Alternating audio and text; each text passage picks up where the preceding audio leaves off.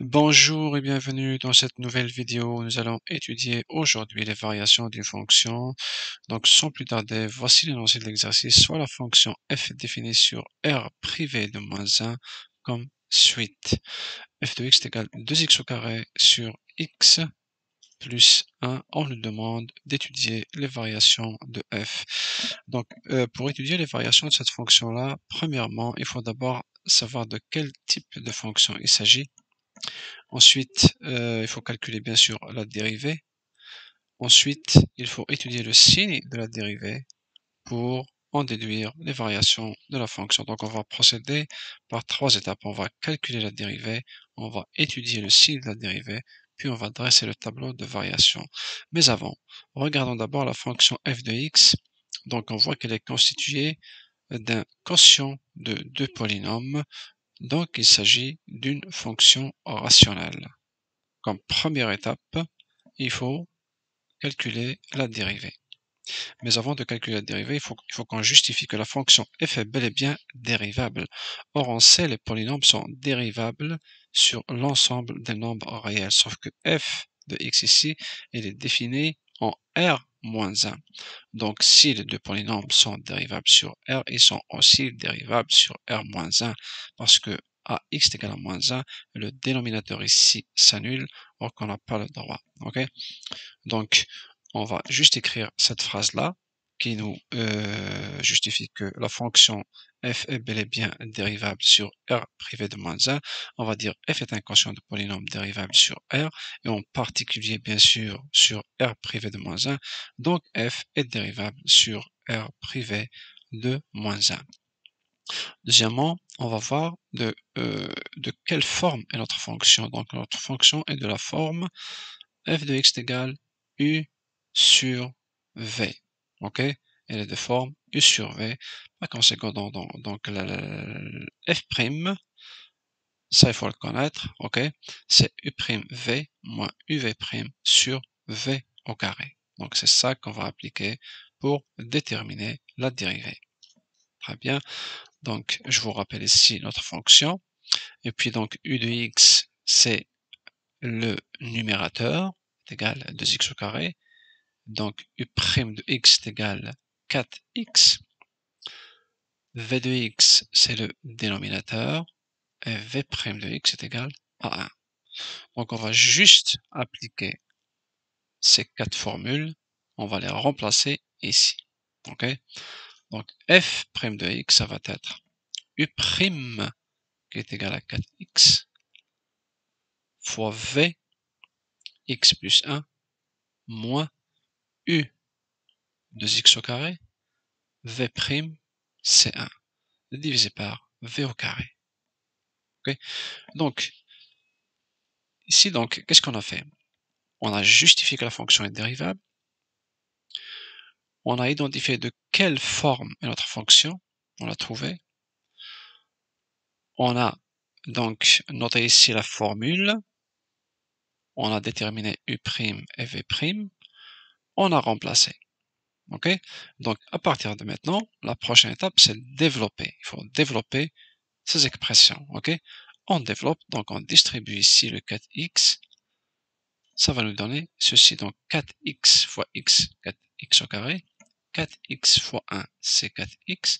Moins 2x au carré fois 1, c'est moins 2x au carré. Ok? Donc, ici, on va additionner les termes de même puissance. Ok? Donc, on voit ici 4x au carré moins 2x au carré. Moins 2x au carré, ça va nous donner 2x au carré plus 4x. Rendu à cette étape-là, il faut tout le temps penser à factoriser. Ok? Il vaut mieux avoir plusieurs facteurs, comme ça, l'étude du signe va être facile. Donc, qu'est-ce qu'on voit ici de commun? On voit qu'un 2x ici, qui se répète ici, eh bien, on va le mettre en facteur 2x, il va rester à l'intérieur x plus 2. Donc, on factorise, on prend 2x en facteur, il va rester à l'intérieur x plus 2. Donc, si on n'est pas sûr, on va distribuer pour vérifier que notre factorisation est correcte. Donc 2x fois x, c'est bien 2x au carré. 2x fois 2, c'est 4x. Donc on est correct. Donc rendu ici, on voit que la dérivée est écrite sous forme de facteur. Donc, c'est très facile maintenant d'étudier son signe. On va étudier le signe de chaque facteur indépendamment. Et puis, entre lui et lui, on va faire le produit des signes. Et entre ces deux-là et le dénominateur, on va faire la division des signes. OK? Un point très important ici à ne pas oublier, vous voyez que le dénominateur est un terme qui est élevé au carré. C'est très bien comme ça. Surtout, ne cherchez pas à le développer, parce que ici, n'oubliez pas, ici qu'on a développé, il faut tout le temps laisser le dénominateur, comme je l'ai fait ici, comme ça, élevé au carré. Pourquoi? Parce qu'on s'en va à étudier le signe, eh ben c'est facile, lui il est au carré, donc on sait qu'il est tout le temps positif. OK? Donc c'est une remarque très très importante. Lorsque vous voyez le dénominateur élevé au carré, surtout ne le développez pas. Donc on va rappeler ici notre dérivée qu'on a trouvé, puis on va tracer le tableau. On va tracer le tableau ici. Donc on va mettre x. On va mettre le premier facteur de x à la première ligne, le deuxième facteur à la deuxième ligne et le troisième facteur à la troisième ligne. OK? Plutôt à la quatrième ligne. Après, ce qui s'en vient, c'est la dérivée. OK? Et après, c'est la fonction. En réalité, ici, c'est le signe de chacun de ces termes qu'on va mettre ici. OK? Alors, on a ici x. X, on sait qu'il varie de moins l'infini à plus l'infini, mais il y a une valeur interdite, ok, qui est de moins 1. On va voir un peu plus loin, ok. Donc, on va mettre ici, c'est quoi ce moins 2? Le moins 2, c'est la valeur pour laquelle x plus 2 s'annule, ok. Donc, si x est égal à moins 2, ce facteur-là va s'annuler. Pourquoi on en met moins 1? Parce que le dénominateur s'annule. Pourquoi on en met 0? Parce que ce facteur-là s'annule à x est égal à 0 aussi. OK? Donc maintenant, on va mettre les signes. 2x, c'est facile. Si x est inférieur à 0, il est négatif. Si x est supérieur à 0, il est positif. Donc, on va mettre... voilà, donc les 0, on va mettre d'abord les 0, excusez-moi. Donc, il s'annule pour x est égal à 0. Lui, il s'annule pour x est égal à moins 2.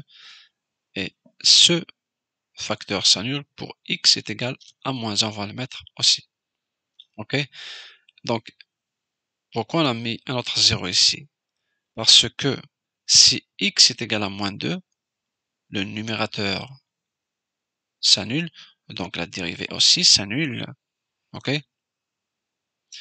Et on va ajouter encore un autre 0 ici. Pourquoi? Parce que si x est égal à 0, 2x est égal à 0, le numérateur va être égal à 0, donc la dérivée va s'annuler. Donc on va ajouter un autre 0 ici.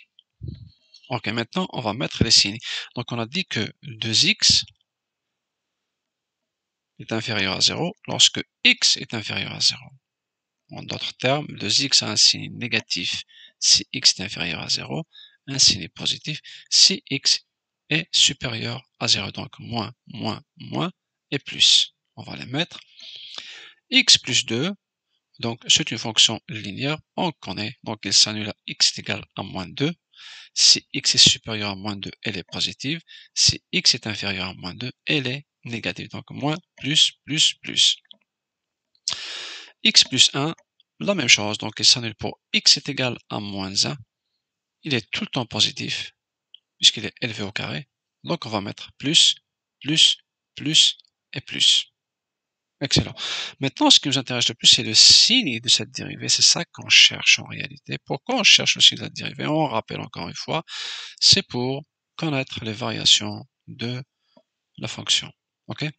Donc ici, f' de x, le signe f' de x, c'est le signe de 2x multiplié par le signe de x plus 2. divisé par le signe de x plus 1 au carré. Donc, moins fois moins, c'est plus. Plus divisé par plus, c'est plus. Ici, moins fois plus, c'est moins. Moins divisé par plus, c'est moins.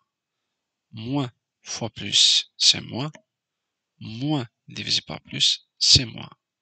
Ici, il n'y a que des plus, donc ça va être 1 plus. Excellent. Ici, on va ajouter une deuxième ligne. Pourquoi? Parce que, on voit ici la dérivée, ne peut pas, pour x ne peut pas prendre la valeur moins 1. Si x prend la valeur moins 1, c'est comme si on a divisé ici par 0, or que c'est interdit. Donc, à partir ici de f' de x, on va ajouter une deuxième ligne. Ok? Maintenant, on est rendu aux variations de la fonction f, c'est très facile. On sait que si la dérivée est positive, donc ici la fonction est croissante. Dérivée négative, fonction décroissante. Dérivée négative, notre fonction est décroissante. Dérivée positive, notre fonction est croissante. Aussi simple que ça. Excellent, maintenant il nous manque juste des valeurs ici et ici. Alors ici, faites attention, il suffit de trouver l'ordonnée de moins 2. Mais l'ordonnée de moins 2, il faut remplacer x par moins 2 dans la fonction et pas dans la dérivée. Ok? Donc on va calculer f de moins 2 et on le marque ici, tout simplement. Alors, je rappelle notre fonction qui est ici. F moins 2, on remplace donc 2 moins 2 au carré divisé par moins 2 plus 1, on va trouver qu'il est égal à moins 8. On va l'écrire ici. Et puis on calcule f de 0. Ok? F de 0, on voit tout de suite que le numérateur s'annule, donc il est égal à 0. Et on le met ici. Donc nous allons vérifier le travail qu'on a fait. Je traçais le graphe, la courbe de la fonction sur Desmos. Donc ça confirme que notre travail est correct. On voit que la fonction ici est croissante de moins l'infini au moins 2. Okay. Puis elle est décroissante de moins 2 jusqu'à moins 1. De moins 2 jusqu'à moins 1, elle est décroissante. Elle est décroissante aussi de moins 1 jusqu'à 0. Puis elle est croissante de 0 jusqu'à plus l'infini. Et on a ici, la courbe passe par le point 0, 0, c'est correct. Et elle passe par le point moins 2, moins 8. Et voilà, donc la vidéo est terminée. Je vais vous mettre des liens quelque part ici en haut pour d'autres vidéos qui pourront vous intéresser. Et je vous retrouve dans une nouvelle vidéo. D'ici là, passez un excellent moment.